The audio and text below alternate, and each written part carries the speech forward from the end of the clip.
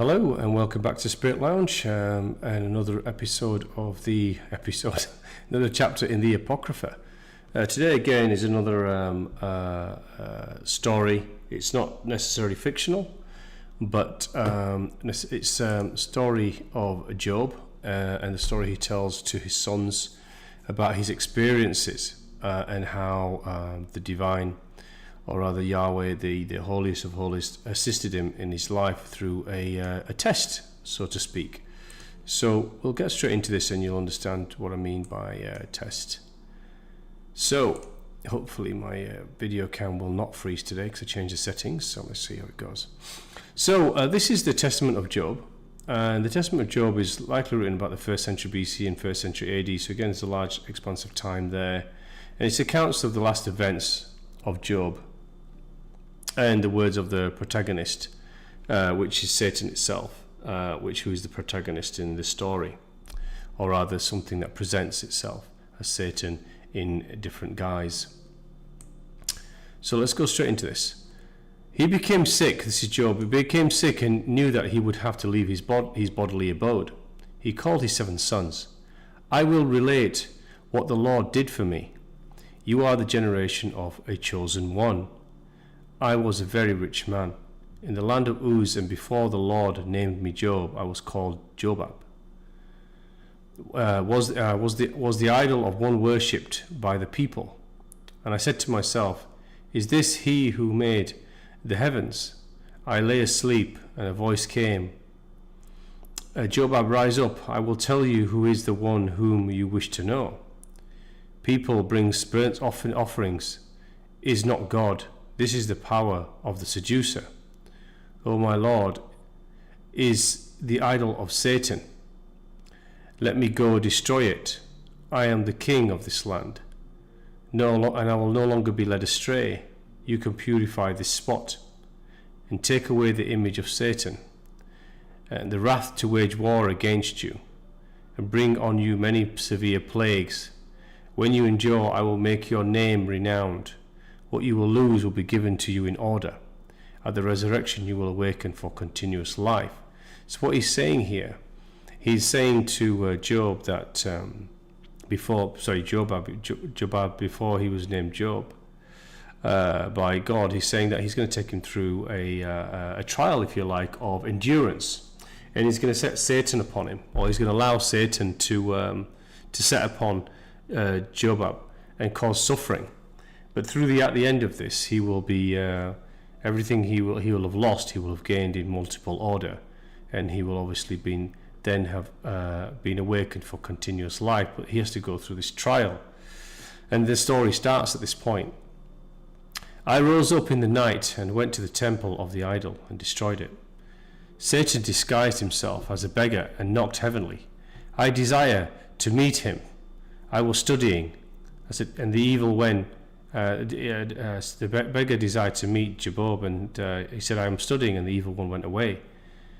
And he said, give me bread at the door. I gave his servant burnt bread to hand to the beggar. The doorkeeper was ashamed to hand him the burnt bread, and instead took of her own fine bread and gave it to him.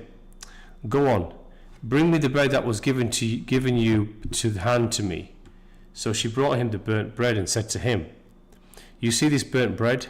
So I will soon burn your body to make it like this. Do what you desire, Job said, for I am ready to endure. The devil heard this. He left me. Under the highest heaven he took from the Lord the oath that he might have power over all my possessions, and took away all my wealth.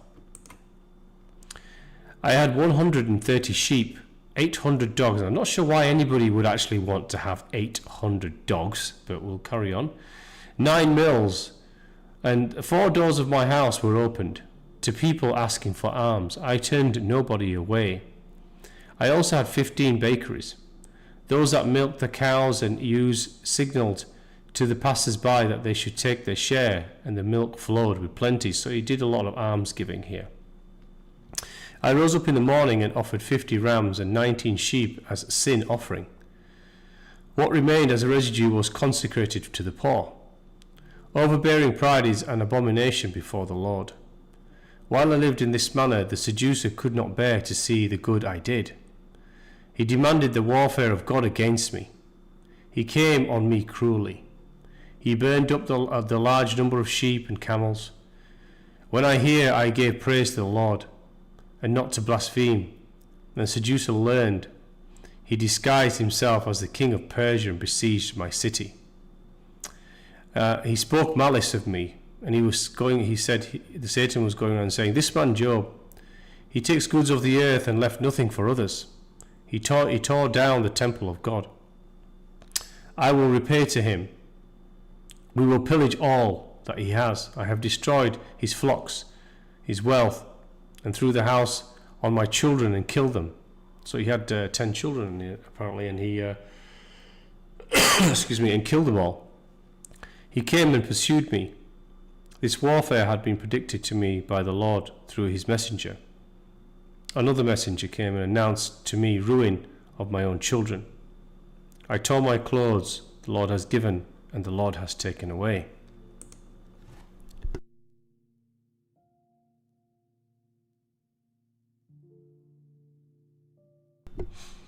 Satan saw that he could put me to despair, and asked of the Lord for my body in order to inflict plague on me. The Lord delivered me into his hands. He gave him no power over my soul. A great hurricane struck me with a hard plague. I left the city in great terror.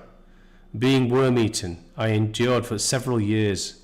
My humbled wife, and then she started working as a humble servant, her do a water carrier's work, like a slave in the house of a common man. He withheld even the bread that she should have, her own nourishment, and divided it between herself and me. Satan learned, and in the guise of a bread seller, and said to his wife, "Give me the value. Give me the hair off your head, and take 3 loaves." "What is the hair of my head in comparison with my starving husband?" she would say. "Rise and cut off my hair." And he gave her 3 loaves and brought them to me. And obviously he wouldn't eat them then. "How long will you sit on the dunghill outside the city?" she would say to Job. "You sit in the field in the fetid state of soreness and worms. I have undergone all the trials with you, bringing bread to you." Then I heard him say, "If you have no mercy, hand me the hair of your head. Is this Sittis, the wife of Job? She barters off her hair for bread." So the villagers are saying this to him. "Feebleness of my heart has crushed my bones," I replied to her. "I have been stricken for these 7 years. Speak some word against God. Let us endure the ruin of all that we have. If these goods come from the lands of the Lord, should we not also endure the evils? Be high-minded until the Lord will have mercy. See the seducer stand behind you, Satan." And he's saying, "Satan, why do you not come openly to me?" So he's always been coming as guises and disguises and other beings. "You wretched thing. Behold, Job, I yield and give way to you, who are but flesh, while I am spirit. I am in great trouble. O Job, plague and pain, and yet you have carried the victory in the wrestling match with me." So Satan is giving up because Job has suffered everything that Satan has cascaded to him over the 7 years, and he still is high-minded and persevering and enduring because his mind is on a more heavenly frequency. The king heard what happened to me and came to me and sat down next to me for 7 days and nights. "You are of greater nobility than all the people of the East." When they learned, "Surely this is not Jobab," they looked at him and didn't understand. They didn't realize it was the once very a leader within the city, and also a very wealthy one. We not know how many goods were sent by him to the cities to the poor. Are you indeed Job, our fellow king? Are you he who laughed the wrongdoers and sinners to scorn, and now you have become a laughing stock to all? Be silent, and I will show you my throne. My throne is the upper world, the right of the Saviour in the heavens." So he's saying that the material side, his throne is in the heavens and not in the material side, even though he sits on a dung heap. Eliphaz became angry. What purpose is it that we have become here? This man sits here in misery, worm-eaten, but my kingdom will last forever. Come to comfort him. He declares war to us. Must he, in remembering his former days of happiness, not become mad in his mind? Bildad arose up. Are you Job? I replied. He asks. I replied, I did not fast to the earthly things. My heart holds fast to heaven. Of heaven we hear that it is perfectly steady, a state of calmness. Now this is all true, because like I said before, this is the spiritual element I would say I'll pull out of here, is when you're in alignment and you're moving towards your passage towards grace, you are perfectly steady and calm, and you have a mind on higher frequency, and the material aspects of life no longer are burdened because they are laid out before you as you walk the path towards your divine purpose, which is your integration of your soul to your spirit. So this heavenly calmness, this steadfastness, this steadiness, this calmness, and much more beyond, is absolutely true when one is moving towards that graceful place, rather than focusing on what seems to be here. Those passers-by, those observers, are saying that their material worlds will last forever, while he sits there and professes that his throne is mightier than theirs, which in the transcendental perspective, it is. State of calmness on the living God, who deprived you of all you possess, who understands the depths of the Lord and his wisdom to be able to accuse God of injustice. I said, if you do not even understand the exits of the body, how can you understand the celestial circuits? What now do you wish we do for you? They brought physicians of the three kings to care for him. I answered, my cure and my restoration came from God and the maker of physicians. You pass so many days allowing Job to boast that he is just. He says that he has his throne in heaven. God has finished speaking to me. Lord spoke to Eliphaz. You and your friends have sinned in that you have not spoken the truth concerning my servant Job. I being desirous to take up my work of benevolence for the poor again. Lord blessed all that was left to me. I became rich again, in flocks and all things that I had lost. I received all in double number again, 10 in place of 10 children who had died. Admonish you, when the Lord had deemed me worthy to have compassion on me, and to take the plagues and the worms off my body, he called me and handed these 3 strings to me. So that's it's a nice story. Whether how much is fictional or not, we would never know. But there is a spiritual element in that, and it's showing you that not for me to endure. We're not here to endure actually, or to suffer, because there is no suffering in the path towards God. Even that narrow passage, there's no suffering in there. Actually, there's just blessing and grace, because everything that we seem to pursue in our material realm is given to us in plenty. Actually, when we move into that narrow channel towards grace which is before us, it's a very blessed path. So there is no endurance. There's just a choice to enter that narrow passage. In all honesty, this is really all that's needed. And again, it is within you. This passage is the second coming. This passage is the narrow channel that only you fit.